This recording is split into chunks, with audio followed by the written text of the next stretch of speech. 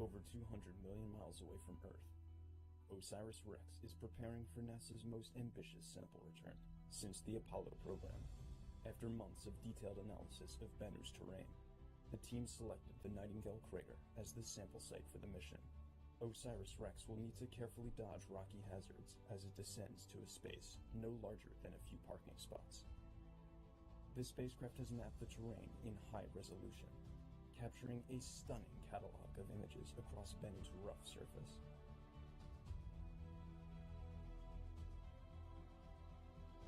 And now, we are ready to target Site Nightingale for the touch-and-go sampling event. In the dark voids of the solar system, drifting million, perhaps 2 million of these cold, dark rocks. But these small worlds are anything but dull. In fact, some from the very beginning of the solar system, unaltered for billions of years. And in fact, the clues to how everything around us began, from the formation of the planets to the beginning of life itself, may be locked up in these asteroids. And tonight, a spacecraft from Earth is going to touch one, bring back a sample, and prepare the long journey back to Earth where we can analyze it. Welcome, everyone. I'm Michelle Fowler from NASA's Goddard Space Flight Center, and thank you for joining us. I'm speaking to you live from the mission support area at the Lockheed Martin Space in Littleton, Colorado. As you can see, I'm struggling with my mask here a little bit. We're here to follow the sample collection for NASA's OSIRIS-REx mission. This is an operation referred to appropriately as TAG. Now, remember that this is a historic event. Today's endeavor will be the first time the space agency has ever touched the surface of an asteroid, collecting a sample of this pristine ancient material, a scientific treasure far more precious than gold. Joining me throughout the show will be the principal investigator of the OSIRIS-REx mission, Dante Loretta. Welcome, Dante. Thank you, Michelle. It's really great to be here today. I'm a professor at the University of Arizona, and I have the honor and the privilege of leading this amazing mission for NASA and really for the world. It's pretty amazing. So now the main event is happening in about an hour, and this is called TAG. Can you explain to us a bit why it's called TAG? Yeah, today we're tagging an asteroid, and TAG is an acronym that describes our sample collection strategy. We're going to send the spacecraft down for a short duration contact with the asteroid surface, anywhere between 5 and maybe as long as 15 seconds. So we call it a touch and go, or tag an asteroid. And it actually is almost sort of like a quick touch, a tag. It's a very good way of putting it. Exactly. Yeah, absolutely. So there's lots of asteroids out there. We talked about the fact that there are a couple million. So why have we this particular the title of our mission is called Asteroid Bennu. And when we were designing the mission, we had to consider both engineering constraints and, of course, our science objectives. And when we looked at the capabilities of our spacecraft, we knew we needed to go what was called a near-Earth asteroid. So we were basically looking at its orbital properties and its location within the solar system.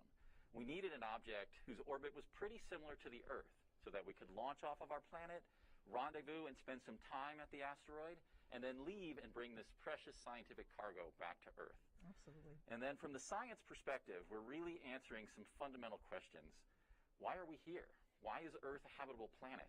How did the origin of life occur? So we wanted an asteroid that we thought was rich in water, that may have brought the oceans to our planet, and also rich in carbon. We're looking for the organic seeds of life that may have led to evolution as we know it today.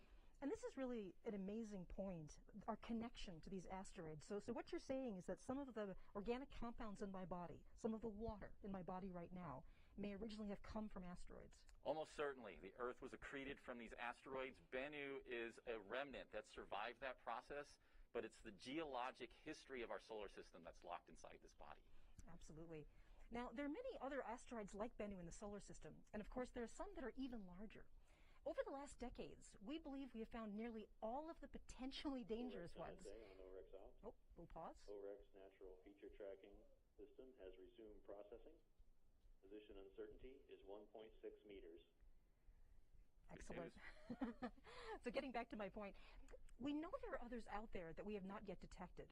You know, in fact, just this past August, a truck-sized asteroid missed the Earth by less than 2,000 miles, and nobody even knew it was headed our way until it already passed us by. So for our survival, it's essential that we understand what's out there in our environment in space. And this is one of the main objectives of the OSIRIS-REx mission. We'd like to go out and meet Bennu before something like Bennu comes and meets all of us. So Dante, what can you tell us about this idea of planetary defense? So as a result of Bennu having this optimal orbit for sample return, it also is what we call a potentially hazardous asteroid. because its orbit literally does cross the orbit of the Earth, and there's a probability about 150 years in the future that Bennu may in fact impact our planet, creating a natural disaster. So OSIRIS-REx is really trying to study Bennu's orbit very precisely. We know that sunlight actually influences the trajectory of these small asteroids, and we're studying that phenomena, how it interacts with the asteroid surface, and ultimately how it's going to allow us to assess the impact risk that Bennu poses to the Earth. Absolutely. So the idea of planetary defense isn't just an intellectual exercise. It's something that NASA takes very seriously. A little later in the broadcast, we're going to talk with some people more about protecting the planet from surprise visitors from space. So back to Bennu. We have a lot of exciting stuff to share with you about this tag operation, from how it works to why this overall mission matters so much. And you can be part of this too by joining us on our social media platforms. I'd like to introduce James Traley at our social media desk. James. Yeah, thanks, Michelle. My name is James Traley, and I'm a producer at NASA Goddard Space Flight Center. And today, I'm joining you on social media to share the excitement of the OSIRIS-REx mission and this incredible sample collection event at Asteroid Bennu. To join us today, you can use the hashtag #BennuAndBack on Instagram, Facebook, and Twitter to join the conversation and share the excitement with all of us here. You can also follow the mission's Twitter account at OSIRIS-REx for live updates as we make our tag attempt. We actually have a poll going on at this Twitter right now, where we're asking you, how much sample do you think OSIRIS-REx will pick up at Bennu today? I'll check back in with you in a little bit for the results, but for now, back to you, Michelle. Thanks, James. Okay, so right behind me is the MSA, the Mission Support Area for OSIRIS-REx. And today it is filled with very excited people, the scientists, engineers, and technical specialists who've worked on this mission, in some cases, for more than a decade. So back there is Gary Napier from Lockheed Martin. He's right in the middle of it all. So Gary, what's the feeling in the room? Michelle, like you said, I am just right behind you, about 20 feet. We're here in the larger Lockheed Martin Mission Support Area, where we're operating 6 of NASA's spacecraft around the solar system, 4 of them at Mars, 1 of them at Jupiter, and this one right here, OSIRIS-REx.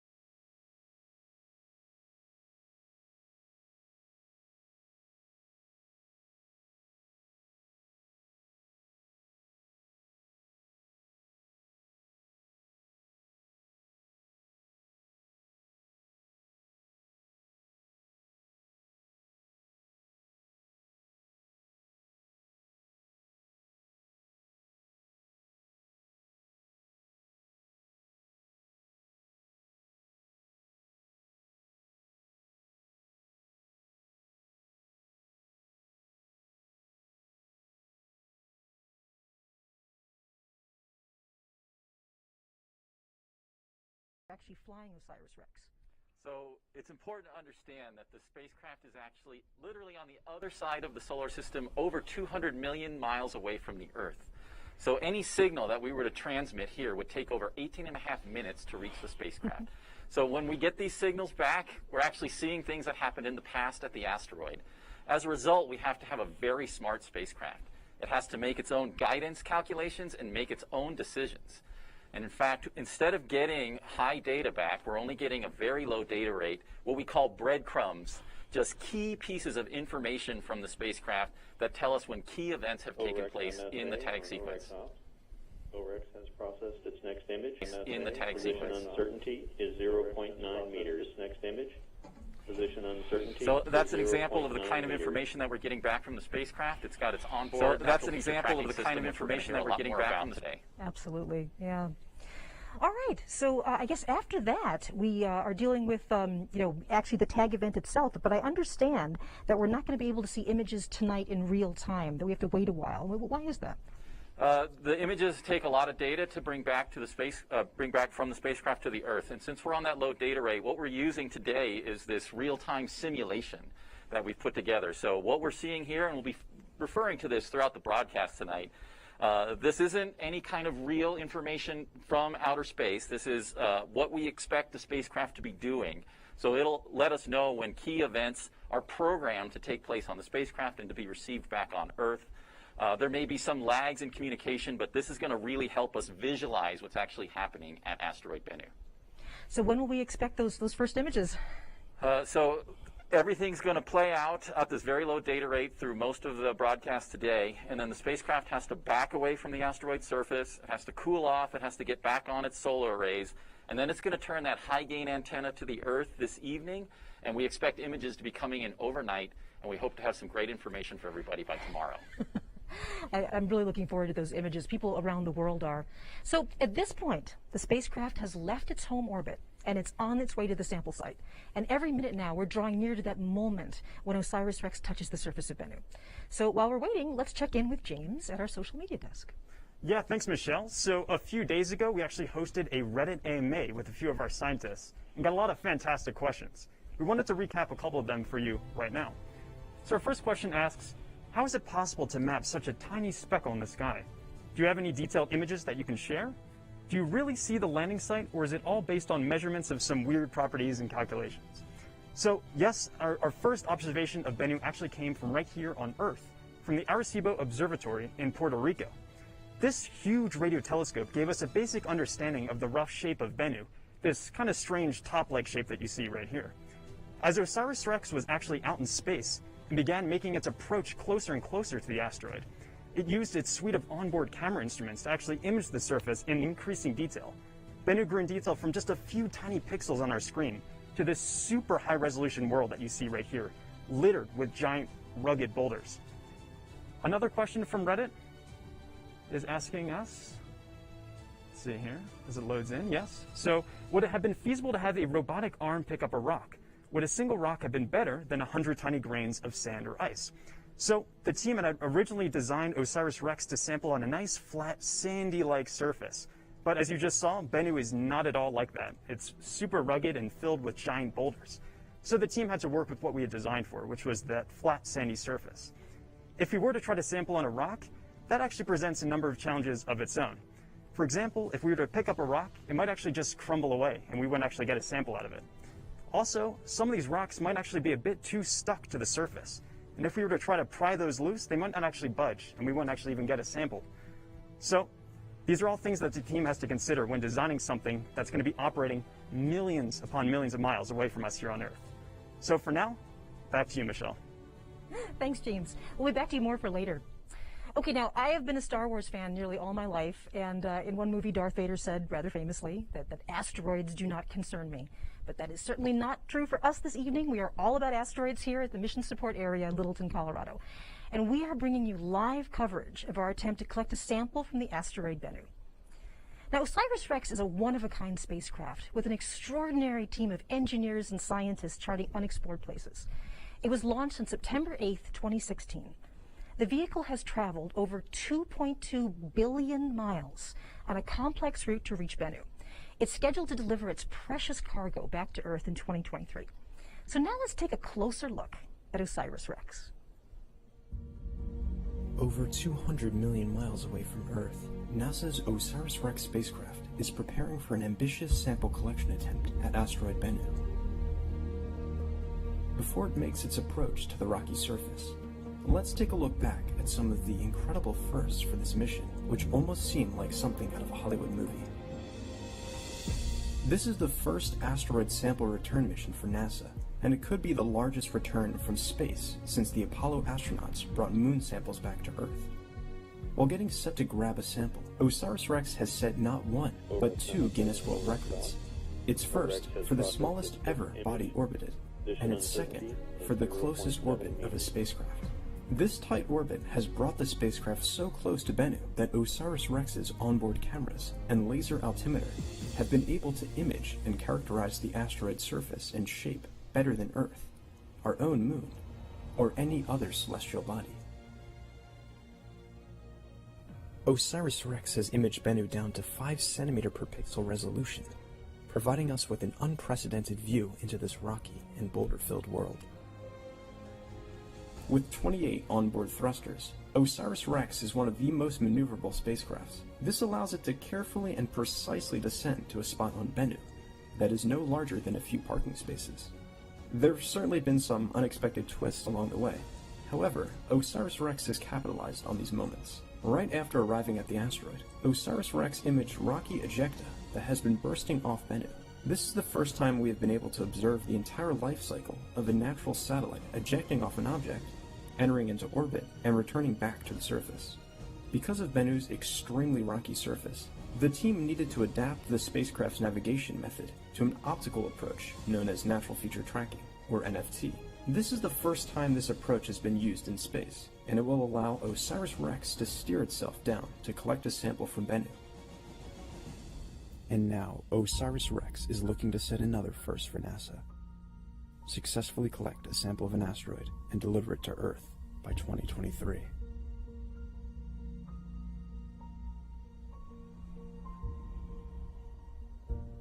Welcome back.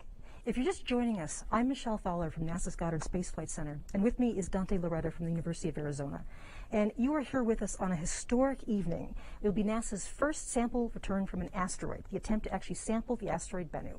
The spacecraft OSIRIS-REx is descending toward Bennu right now to take a sample and return it back to Earth. So Dante, let's talk more about this real-time simulation that we're looking at. Yeah, it's been an exciting day already, Michelle. We're well over 3 hours into the tag sequence, which is the pre-programmed set of commands that are already on the spacecraft. Earlier, we departed our orbit around the asteroid, so we're flying over the sunlit side of the asteroid, taking images for the onboard guidance system called natural feature tracking.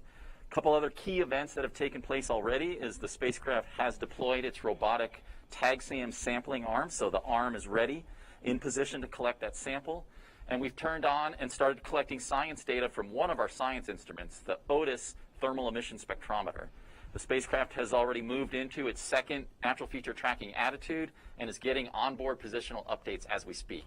And I can tell you everything is going exactly according to plan right now. It looks really good. Oh, it's been an exciting day. So OSIRIS-REx has traveled more than 2.5 years as it navigated its way to this delicate orbit around Bennu. And once there, it began mapping the surface, one of the many tasks it and the engineering team have been conducting since it arrived. And there have been some challenges and surprises too, correct? Absolutely. I can tell you already the science return from OSIRIS-REx has been phenomenal and rewritten a lot of things about what we know about asteroids. I'm going to talk really about 3 of some of the most interesting results for me. First off, we learned literally about 1 week after getting into orbit that Bennu is what we call an active asteroid. It is ejecting particles from its surface. These particles are coming off at relatively low velocities for the most part. They're actually going into orbit, spiraling around the asteroid, providing some excellent science, allowing us to map out the gravity field of this small body at an unprecedented detail, way beyond what we expected to do. The other thing that we saw right away as we were approaching is that there was some generally dark black surface as expected, but there were these really bright boulders that were shining like beacons to us. And as we trained our science instruments on there and characterized their mineralogy, we were actually able to link them to another asteroid called Vesta, one of the largest asteroids in the solar system, and actually the target of NASA's Dawn spacecraft, which did a phenomenal job characterizing this target. And this just shows you that these asteroids are exchanging pieces back and forth as they collide into each other and shoot their particles off into space. OREX has processed its next image. Position uncertainty is 0.6 meters. Wow. And I would say, back to the science, the final result that really is important from this mission is we did expect this asteroid to look sandy and beach-like. And that was based on the thermal properties as determined from telescopic observations from Earth. And we got there, and we used the Otis and our OVIR spectrometer to map and produce a thermal inertia characterization of the entire surface. And everything turned itself upside down based on our models. The areas that we thought would be beach-like based on thermal properties turned out to be the largest boulders on the asteroid's surface. And the more fine-grained regions turned out to have what we call this higher thermal inertia, completely opposite of everything we expected, propagating a lot of great science as a result.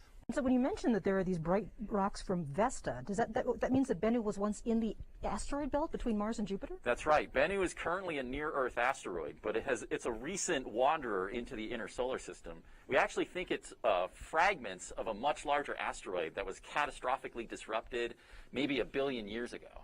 Wow, that is so cool. Thank you so much. Okay, now as challenging as it is actually getting to Bennu, capturing a sample of the asteroid is something else entirely. And the team needed to develop this remarkable system.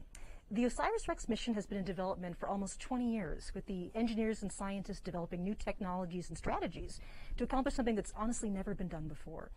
And this is particularly challenging because Bennu has such a weak gravity field. So when you think about going into orbit around something, how do you orbit something where the gravity can't grab you and actually push you into orbit? It's all about flying the spacecraft.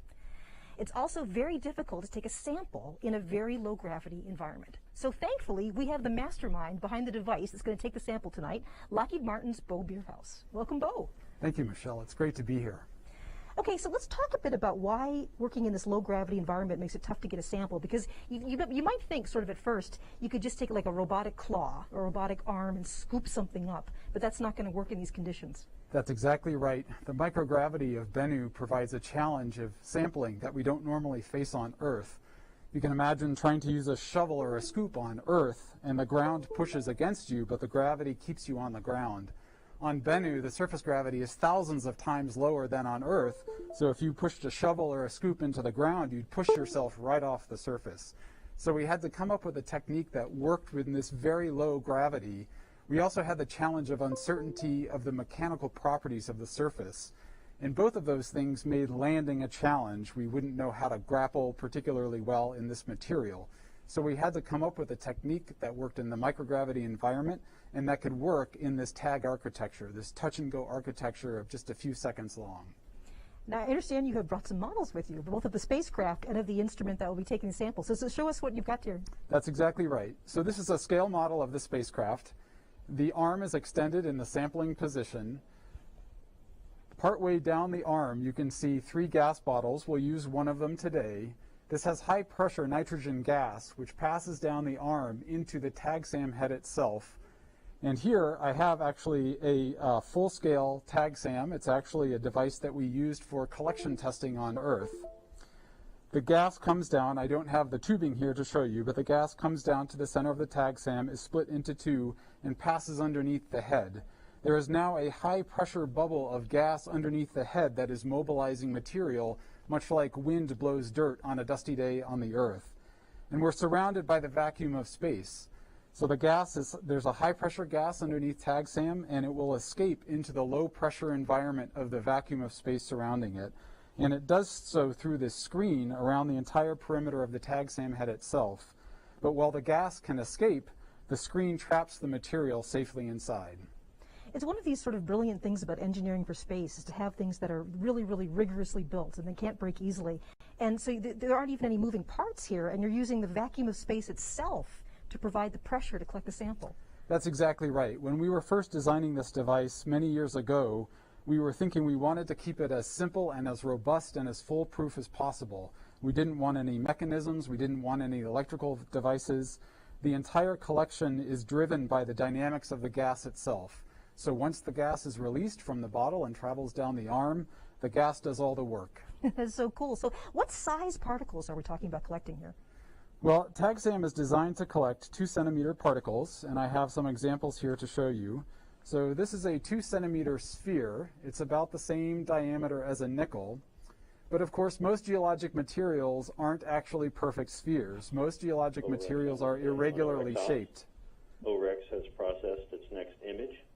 Position uncertainty is 0.5 meters. Oh, that is fantastic. Excellent. So we're going where we need to go to get this material. So most geologic material is irregularly shaped. So this rock is actually about 4 centimeters long in its longest dimension, but we were still able to collect this in a test on Earth. And that's because even though it's 4 centimeters in this dimension, you can see that it's much less than 2 centimeters in that dimension, or even 2 centimeters in the other dimension. So while we're limited in one direction for 2 centimeters, as long as the other 2 directions are less, we can actually collect much larger particles into the TAGSAM head itself. Well, excellent. So I understand we have some animations queued up to give us a sense of what's going to happen on the asteroid tonight. Sure thing. So what you're seeing is the spacecraft descending at a leisurely 10 centimeters per second to the surface, 15 times slower than walking speed. It contacts, the spacecraft senses contact and fires the gas. The gas mobilizes material underneath the tag SAM head. That gas escapes into the vacuum of space through the perimeter, and materials collected inside the tag SAM head. The spacecraft fires its thrusters and backs safely away from the surface of the asteroid. Well, thank you for the tutorial, Bo. I mean, clearly the science community is going to be very excited to study whatever tag SAM collects. So thank you so much. Thank you. It's wonderful to be here. Okay, well, speaking of all the important the thing that's happening in less than an hour, right now, before we get any later, it would be a good time for us to get a tour of the Nerve Center here at Lockheed Martin Space in Littleton, Colorado. Right behind me is the Mission Support Area, or MSA, and that's where OSIRIS-REx team members are keeping an eye on the spacecraft right now. So let's send it over to Gary. What's going on, Gary? So as I showed you earlier, we're just around the corner from you. This is the heart of the tag operations, and we thought this would actually be a really good time to kind of check in with the team, see how things are going, and the best person to do that is joining me, and this is Sandy Friend. She's the OSIRIS-REx Operations Manager here at Lockheed Martin. So, Sandy, thanks for joining us. How's the team doing? Oh, the team is great. We've been here on console since 6 o'clock this morning, sending the final commands, getting ready for tag. Really cool. I know there's like 40 people on your overall flight team, but it seems like there's about 20 of them here right now. Maybe kind of give us a little idea of who some of these folks are and what they're doing. Yeah, absolutely. So this is the amazing OREX team. You can see all of our subsystems here on console, monitoring their telemetry. Like you mentioned, we can't have everybody in here. We do have many team members supporting from other conference rooms in the building and some even from home. So let's talk about a couple of the positions we have in the room. In the back corner over there is Dale Howell. Dale is our tag phase lead. You've been hearing his voice calling out events as they complete on board the spacecraft. Here in the center area, we have Curtis Miller. Curtis is our NFT lead. He is watching natural feature tracking, and that is how we are navigating to the surface of Bennu today. So he is watching how NFT is performing, how many features we're matching, and how that system is working. Tag SAM head. So I know natural feature tracking, like you're saying, is kind of keeping an eye on telling us where we're going. And I know we're going to get inside the tag SAM head later in the show. The spacecraft fires but also it's important just to stay in communications with the spacecraft. So what about comms? Well, yeah, absolutely. So right behind me here is Sierra Gonzalez. She's our real-time operator, or ACE. So thank you so much. She is working with our Deep Space Network partners. Currently, we're on a station in Goldstone and in Canberra, making sure we maintain our comm link. And our comm link is only 40 bits per second, so we're just bringing down that key information, but Sierra's here to make sure well, speaking of all the important tag, the thing that's happening in less than an hour. And right next to her is Estelle Church. And Estelle right now, is our before we get any later, it would be a good time for us to get a tour of the Nerve Center here at Lockheed Martin Space in Littleton, Colorado. She's keeping an eye on how everything is progressing on board the spacecraft, talking to all of our subsystems here in the room, and making sure things are going just as planned. Very good. I know you yourself have actually been on this project for quite a while, even back to development. I mean, how are you feeling tonight?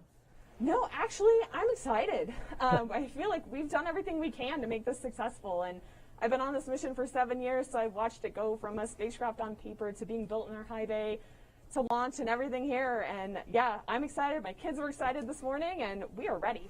Right on. That's so fantastic. So we're going to let you guys get back to it. I know we don't want to interrupt too much. Sandy, thank you so much for joining us. And I know that folks around the world are paying attention to this right now. We're seeing a ton of social media coming in. So let's go over to James on the social media desk and see what some of those conversations are about. Yeah, thanks, Gary. It's awesome to see the team over there in the MSA. You can really feel the energy in the room, especially after every call out from Dale. And right on cue. is slewing to the tag attitude, the third and final natural feature tracking attitude. All right, so we're inching ever so closer down to the surface of Bennu. But today we also want to hear from you. So you can check in on live updates at our Twitter account at OSIRIS-REx, or using that hashtag to Bennu and back across social media to get in on the conversation. In the meantime, a question I had when I first started covering the mission is, how do you even begin to prepare for a mission of this scale? I mean, when I first heard about OSIRIS-REx, it really seemed like something out of a big budget movie. But this is a reality. We're actually going to be trying to sample on an asteroid. To put things into perspective for you, Bennu is about the size of the Empire State Building. That's really small for an object and makes it exceptionally challenging for us to orbit something with such a weak gravity field.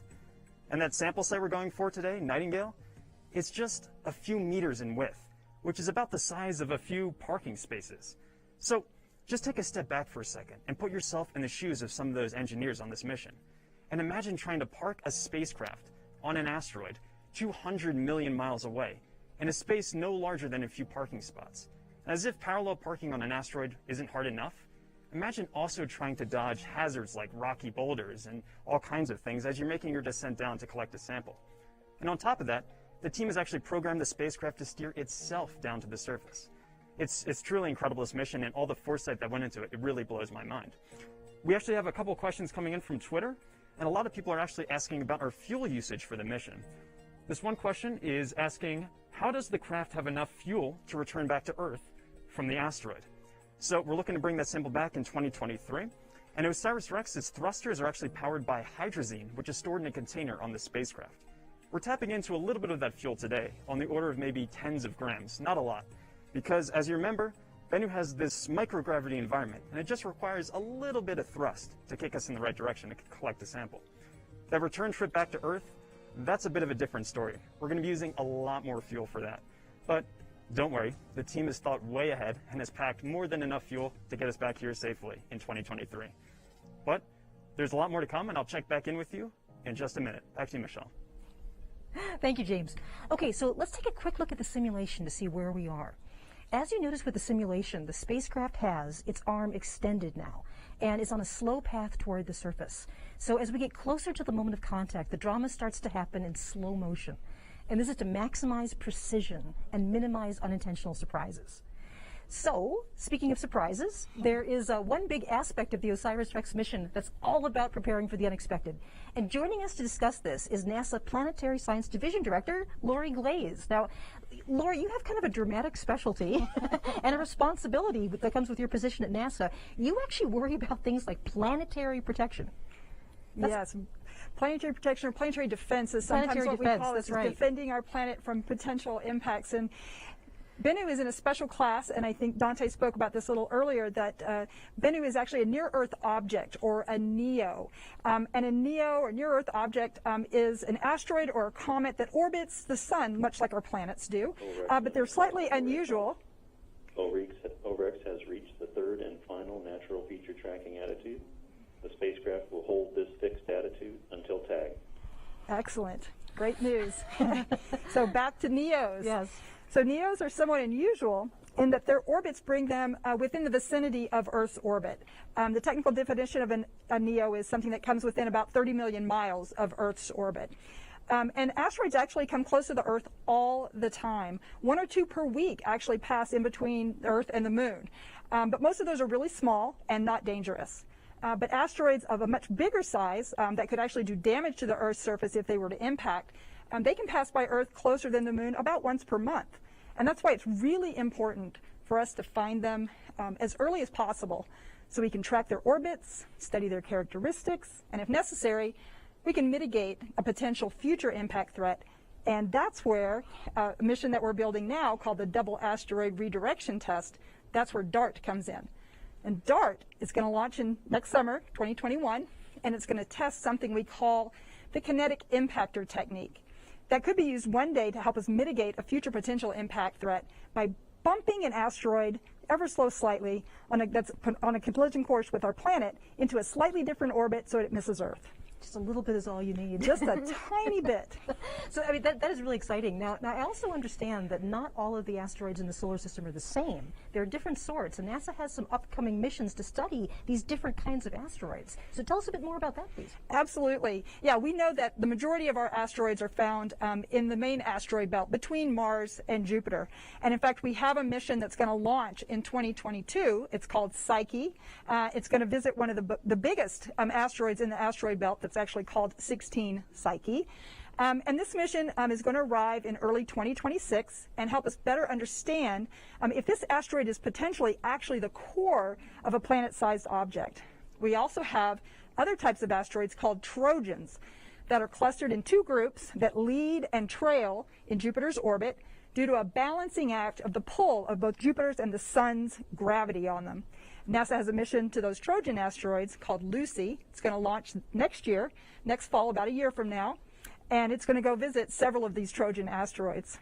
We have a new mission called Janus, and we selected this mission through our Simplex small mission program line.